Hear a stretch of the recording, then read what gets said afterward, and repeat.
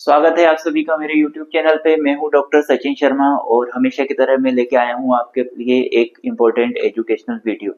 तो आज का जो एजुकेशनल वीडियो होने वाला है ये स्पेशली फर्स्ट ईयर के स्टूडेंट्स के लिए मैंने बनाया है। और ये फर्स्ट ईयर के ऐसे स्टूडेंट्स के लिए बनाया है जिन्होंने अपने वोकेशनल सब्जेक्ट में पोषण और आहार, जिसको हम कहते हैं न्यूट्रिशन एंड डाइटिक्स सब्जेक्ट को लिया है। तो उन स्टूडेंट्स के लिए ये जो आज का वीडियो है ये बहुत ही इम्पोर्टेंट होने वाला है, क्योंकि इसमें मैंने एक्सप्लेन किया है आपको सिलेबस। तो जैसा कि आप जानते हैं कि मध्य प्रदेश उच्च शिक्षा विभाग के द्वारा जो नई एजुकेशन पॉलिसी है उसके तहत जो है आपको एक सब्जेक्ट को वोकेशनल सब्जेक्ट या व्यावसायिक पाठ्यक्रम के तौर पे आपको चुनना था।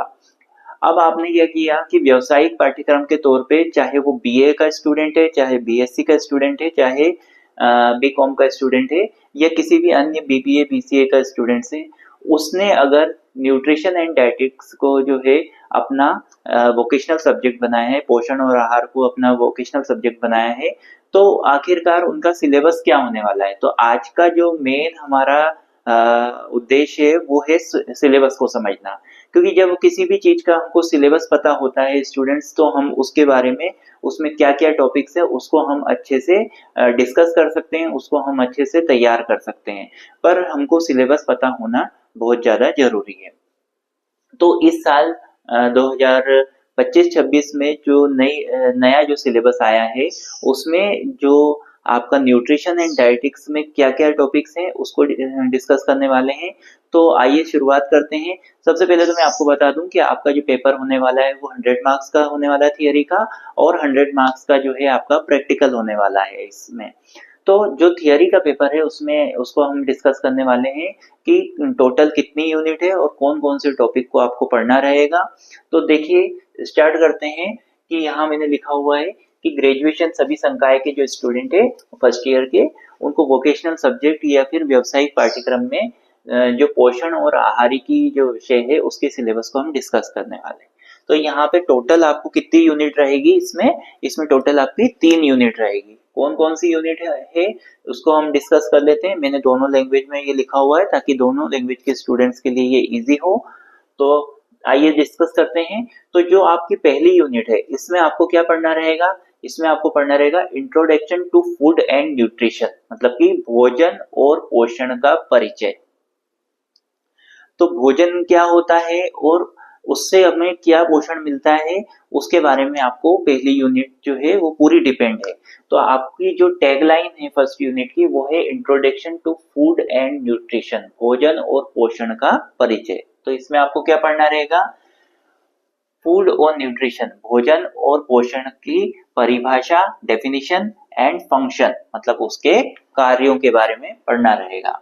उसके बाद में टाइप्स ऑफ न्यूट्रिशन, मतलब कि कितने प्रकार के पोषक तत्व होते हैं उनके बारे में आपको डिस्कस करना रहेगा। जैसे कि मैक्रो और माइक्रो न्यूट्रिएंट, मतलब कि स्थूल एवं सूक्ष्म कार्य एवं सूक्ष्म प्रकार के तत्वों के बारे में आपको पढ़ना रहेगा।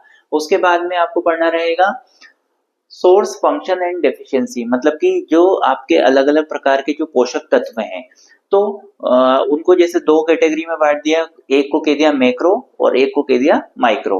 अब ये जो मैक्रो और माइक्रो जो पोषक पदार्थ है, मैक्रो और माइक्रो न्यूट्रिएंट जो है, इनके बारे में आपको पढ़ना रहेगा कि ये आपको कहाँ से मिलता है, सोर्स मतलब कि कहाँ से मिलता है, आपको फंक्शन मतलब कि आपके इसके जो क्या क्या फंक्शन होते हैं, इसके कार्य क्या क्या होते हैं, और इसकी कमी से जो है क्या क्या परेशानियां होती है उसके बारे में हम डिस्कस करेंगे। उसके बाद में हम आगे बढ़ेंगे। तो अगला जो टॉपिक रहेगा आपका वो रहेगा concept and importance of nutrition and therapeutic diet in Ayurveda and Indian knowledge tradition. तो मतलब आपको इसमें क्या पढ़ना रहेगा, आयुर्वेद और भारतीय ज्ञान परंपरा में पोषण और चिकित्सीय आहार की अवधारणा और महत्व।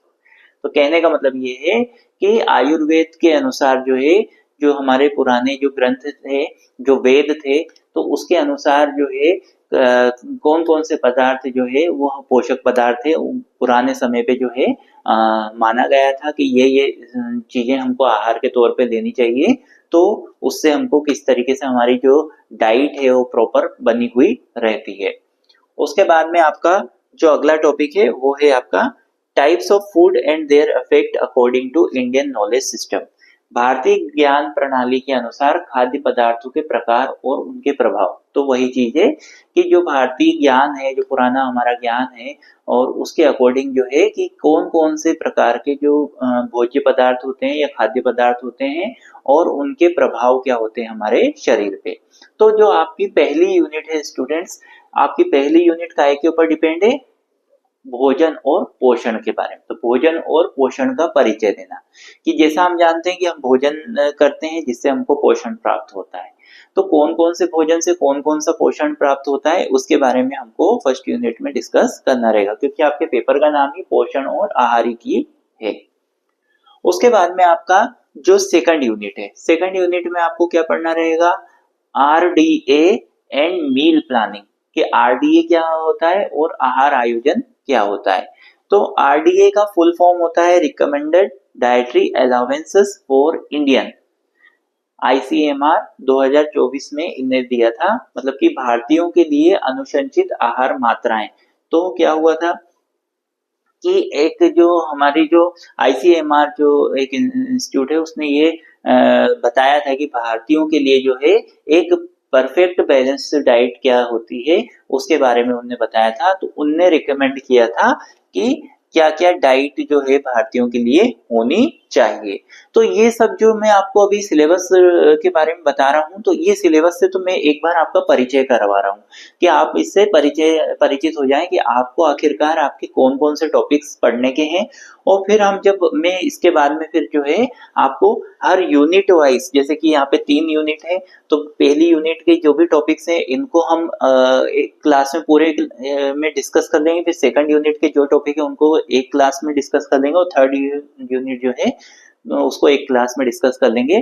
तो इससे फायदा ये होगा कि आपके 3 क्लास में ही आपका पूरा सिलेबस आप जो है आपका कंप्लीट हो जाएगा, आपकी तैयारी हो जाएगी एग्जाम की, क्योंकि ये पेपर ज्यादा बड़ा पेपर नहीं है, इस वजह से इसको हम जो है कंप्लीट कर सकते हैं। तो आइए अपन देख रहे थे कि सेकंड यूनिट में क्या क्या चीजें हैं। तो हम आरडीए के बारे में हमने बात करी थी, आरडीए के बाद में हम बात करते हैं मील प्लानिंग की, मतलब कि आहार आयोजन की। अब आहार आयोजन का आपको परिभाषा देनी है, किस सिद्धांत पे वर्क करता है, और आहार आयोजन के प्रारूप के बारे में बात करनी, फॉर्मेट ऑफ मेन्यू प्लान कि भाई आपको क्या मेन्यू तैयार, मेन्यू मतलब क्या होता है कि आप क्या क्या खाने वाले हैं, किस समय पे खाने वाले हैं, पूरा मेन्यू उसका उसके बारे में आपको पढ़ना रहेगा। फिर आपको पढ़ना रहेगा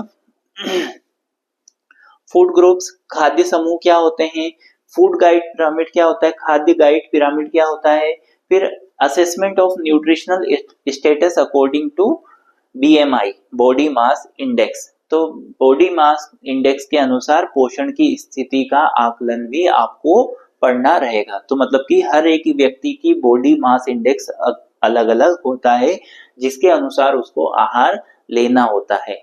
तो ये आपने सुना होगा बीएमआई के बारे में कि हर इंसान का एक अलग अलग जो है बॉडी मास इंडेक्स होता है, उसके हिसाब से उसको जो है पोषण लगता है।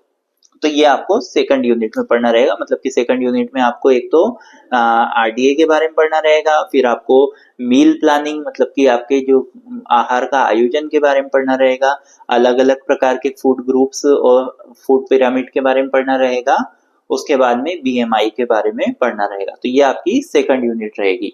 उसके बाद में आपकी जो थर्ड यूनिट है इसमें आपको क्या पढ़ना रहेगा, scope of dietetics and nutritional education, आहार विज्ञान और पोषण शिक्षा में संभावनाएं। तो इसमें क्या होता है, एक तो आपका जैसे डाइटिशियन होता है, डाइटिशियन का काम क्या होता है कि वो आपको आपके शरीर के अनुसार पूरे आपकी मील या डाइट को फिक्स करे, वो आपके पूरे बॉडी मास इंडेक्स को निकाले और फिर देखे कि हाँ इस व्यक्ति को कौन कौन से डाइट की आवश्यकता है। तो अब हम बात करते हैं जैसे थर्ड यूनिट जो है आपकी, इसमें क्या पढ़ना रहेगा आपको, पहला जो टॉपिक रहेगा introduction to dietetics and dietitian, कि भाई आखिरकार जो है डाइटिशियन क्या होता, कौन होता है, और आहार विज्ञान क्या होती है।